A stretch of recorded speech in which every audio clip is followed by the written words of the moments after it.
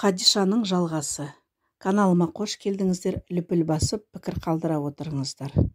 Шерхан Мұртаза. Бір нәзік сәуле. Келтесай разъезіне жолаушы пойызы 1-ақ минут аялдайды. Ал экспресс тоқтамақ тұрмақ екпіні бәсеңдетпей жұлдызша ағып өтеді. Хадиша ұзатылған қызының үйінде қыстай жатып, енді ауылына қайтпақшы болған. Қызы Жанат пен күйеу баласы Жәкен, әлі бола тұрсаңызшы, ауылыңызға барғанда не бітіресіз, жападан жалғыз деген. Шырақтарым, тірі адамның тіршілігі таусыла ма? Көктем болса шығып қалды. Көк сиырды Шалабай көршіге әуелі Құдай, одан соң өзіңе тапсырдым деп кетіп ем. Бұзаулайтын кезі еді. Ол не болды екен? Шалабай түскірдің қарасаны сүзеген еді.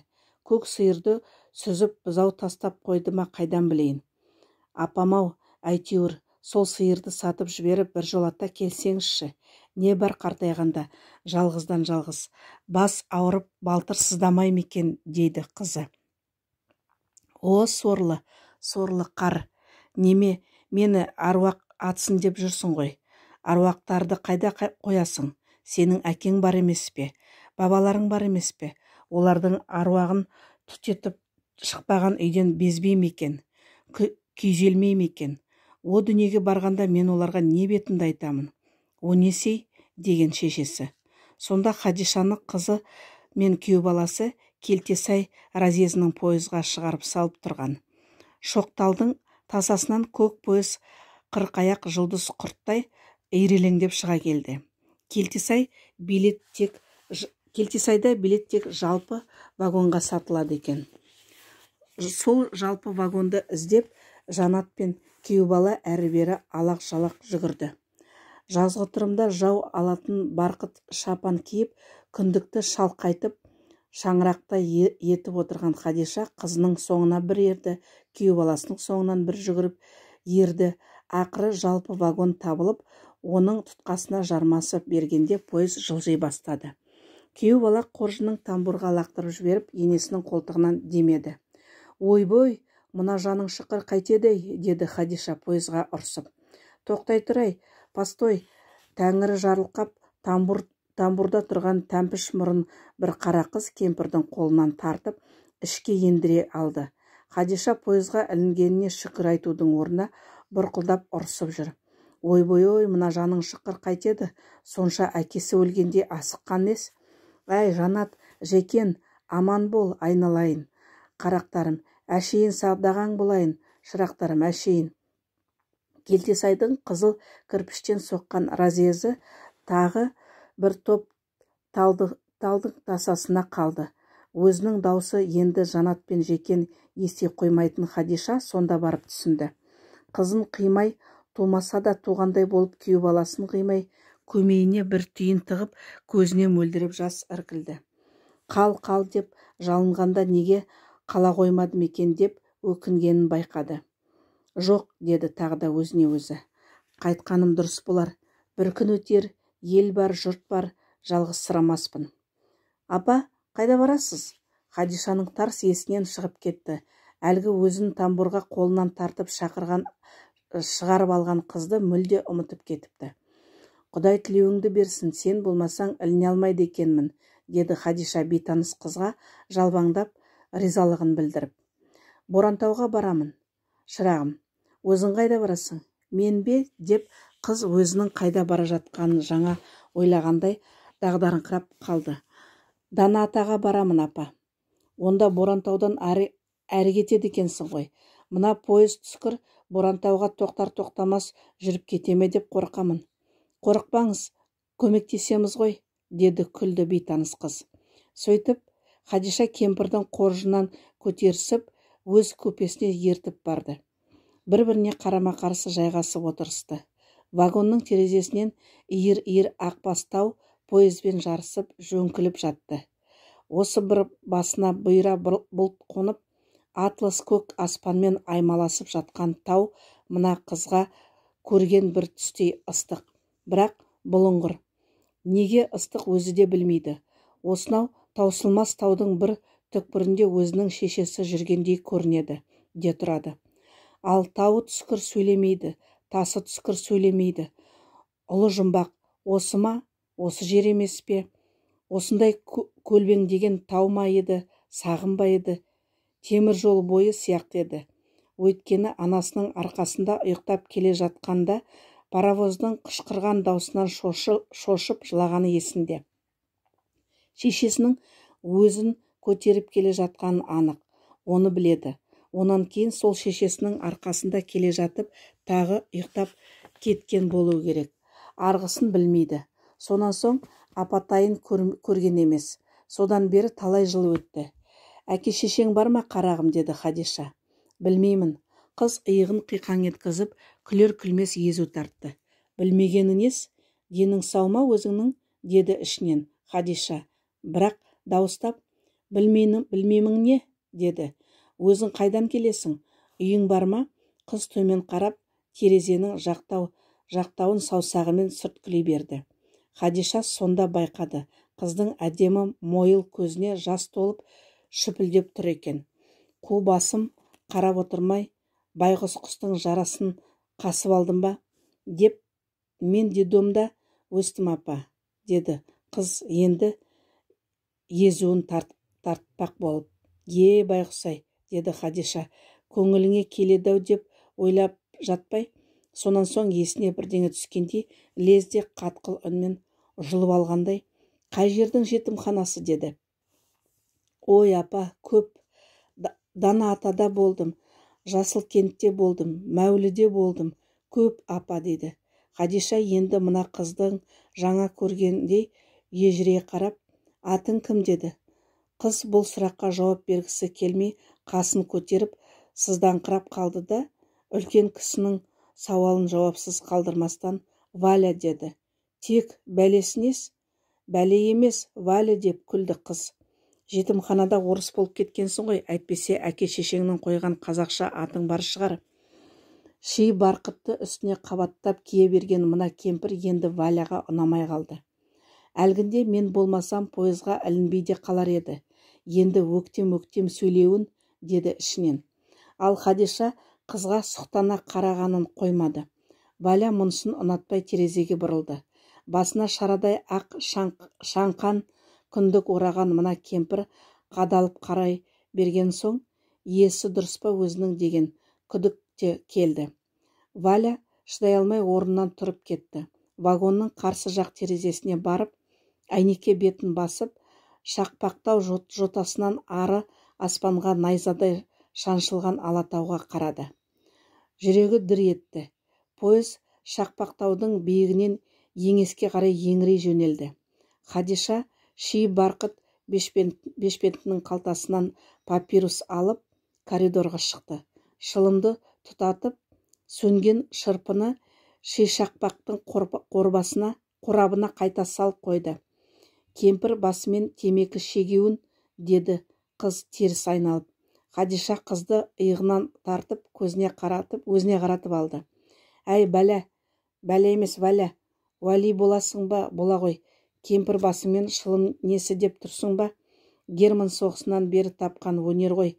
Қазір Борантауға келеміз. Біздің өжетте Зуайда деген кемпірді баяғыда жетімханада өткізген қызы жоғалып кетіп еді. Сол сен емес пе екен деп келемін. Бірақ оның аты басқа сияқты еді. Менің шын атым белгісіз, деді қыз жұлып алғандай. Валя деп детдомда қойған. Зуайда, естімеген сияқтымын. Зуайда байғұс анау бір жылы қызын Данатадағы жетімханаға апарып өткізген екен. Қайтып барса, басқа қалаға ауыстырып жіберіпті. Содан көз жазып қалыпты. Тірі болса сен сияқты бойжеткен шығар. Сіздің ауыл қайда? Біздің бе? Өжет пе? Мынау таудың етегі ғой. Борантаудан ровно 10 шақырым жер. Осы сен біздің Зуайда бәлеге ұқсайтын сияқтысың. Құдай-ау, деді қыз. Шынымен осының сандырағы келсеші. Әй, Уәлия, деді кемпір папирустан соң даусын ашылғандай саңқылдап. Осы сен, шайтан, біздің Зуайдаға ұқсап бара жатқан сияқтысың. Ода жас кезінде сендей қара домалақ еді. Қазір ұрысқа қара кемпір болды ғой. Сен Адресіңді жазып жібершейші, Зуайда сені өзі іздеп барсын. Может быть, соның жоғалып кеткен қызы шығарсың. Бірақ оның аты басқа сияқты еді. Қыз тағы да тау жаққа қарады. Таныс сияқты, қашан көріп еді деді. Әлде жай елес шығар. Еш уақытта мұндай тау көрмеген де шығар. Қиял не көрмейсің. Қиялда бұдан да биік тауларды болады. Ал анасы маска киген адам сияқты. Бет аузы ақ жаулықпен шандулы ма еді, еш белгісі есінде жоқ. Апа, мен сізбен бірге барамын өжетке, деді Валя. Хадиша сенерінде сенбесінде білмей қыздың бетіне бағжия қарап сәл тұрды. Содан соң, алда айналайын, сағынған екенсің ғой, деді. Олар Борантау разъезіне түсіп, өжетке барып көлік қарастырып еді, ештеңе таппады. Апа, 10 километр деген не, жаяу кете берейік, қоржынды маған беріңізші, деді Валя. Алда айналайын, түңілмеген екенсің ғой. Соғыс басылғалы қанша жыл, мен де түңілген жоқпын. Біздің үйдің қожайыны кеткелі қашан, әлде қашан сүйегі қурап қалды ма екен дейін десең, көз көрген жоқ, көңіл суыған жоқ. Может быть, тірі шығар. Разъездің қызыл үйі айдарлы әтеш сияқты, айналасын қоршап шоғырлана қалған аласа ақ үйлер, ақ мекендер артта қалды. Өжетке қарай бұралаңдап, сайға түсіп, сайдан шығып қара жол жатты. Сайлардың беттегелі бұлымдары бір жері тақыр, бір жері ашаң жасыл тозған доқабайдай. Бәйшешек жұмыртқа жарып шыққан балапандай қайда келгенін біле алмай аң-таң қалып тұрған сияқты. Қартаң құлақтың жапырағы тырбиып, өлерменше тырысып, өзге шөптің ерісін тарылтып, жайылып барады екен. Аспанда бозторғайлар, төскейде тракторлар бір-бірімен айтысып тұрған кез екен. Көктемнің сауалмас ауасы тынысып, кернеп кеткендей Валя түшкіріп жіберді. Жәркім Алла, деді Хадиша. Қоржын дауай, сен шаршаған қызымка, Лимон түстес сары көбелек бұлардан озып та кетпей, қалыпта қоймай, қапталдасып, қалт-қалт етіп ұшты да отырды. Анасын іздеген адамға жол көрсетіп, серік болғысы келгендей. Сайдың қабағында қарындары шеңбірек атып, желіндері жер сызып, сиырлары жайылып жүр екен.